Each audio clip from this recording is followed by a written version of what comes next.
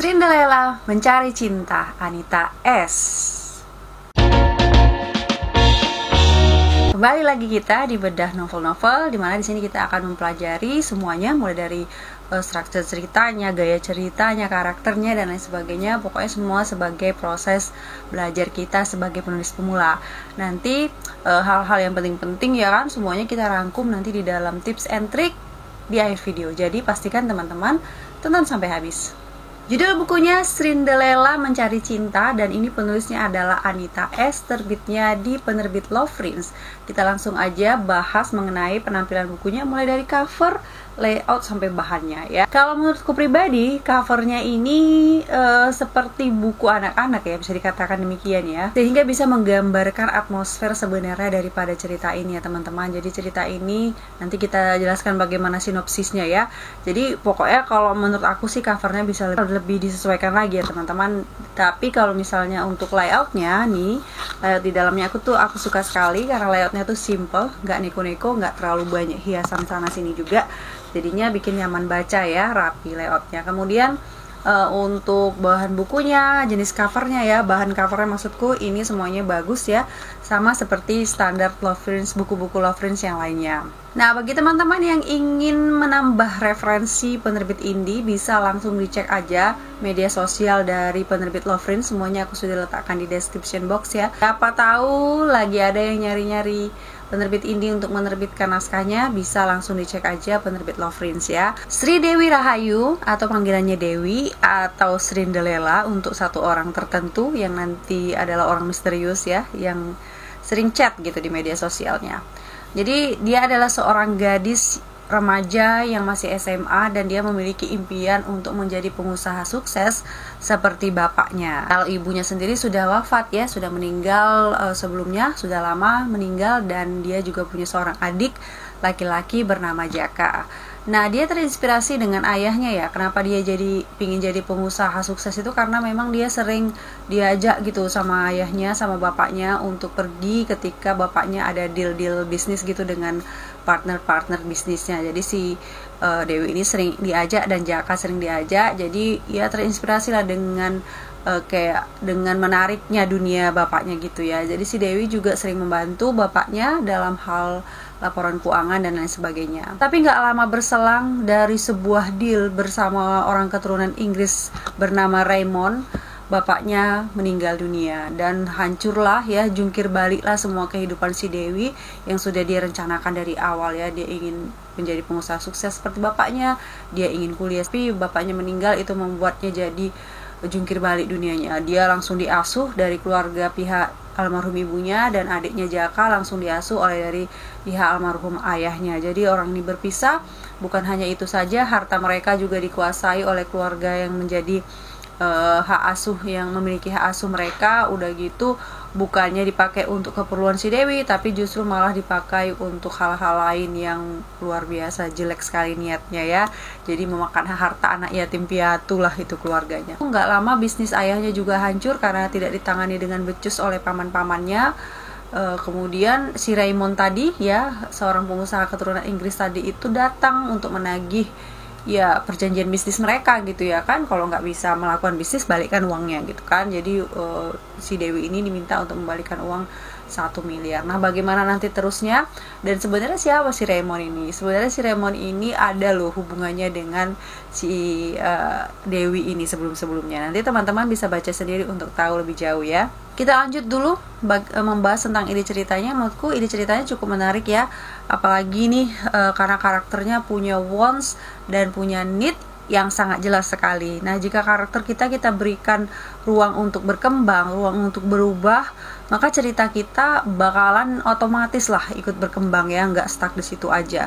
Nah, wants si Dewi ini yaitu tadi belajar bisnis supaya jadi pengusaha seperti ayahnya. Tapi kemudian ada halangannya. Apa halangan yang paling besar? Yaitu bapaknya meninggal ya. Dia belum mandiri, belum apa, tapi kemudian bapaknya meninggal dunia.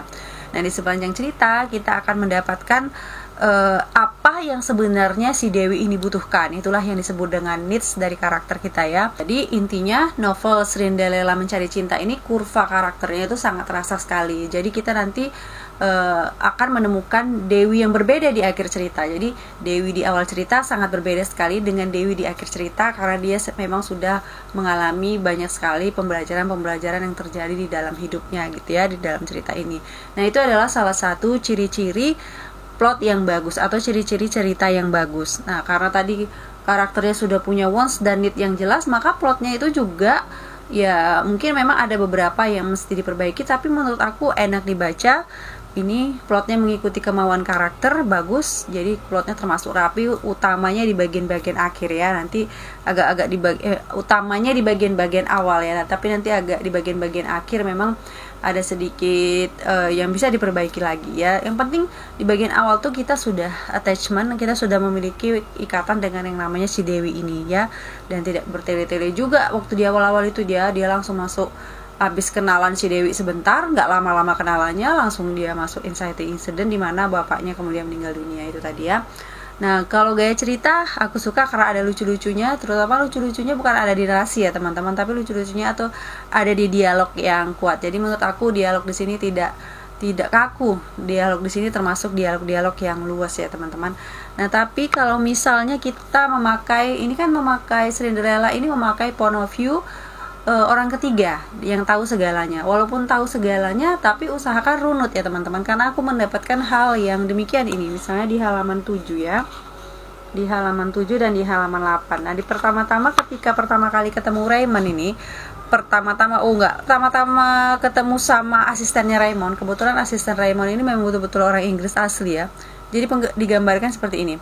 Seorang lelaki berambut blonde, berkulit putih dan bermata biru muncul di tengah kerumunan pengunjung.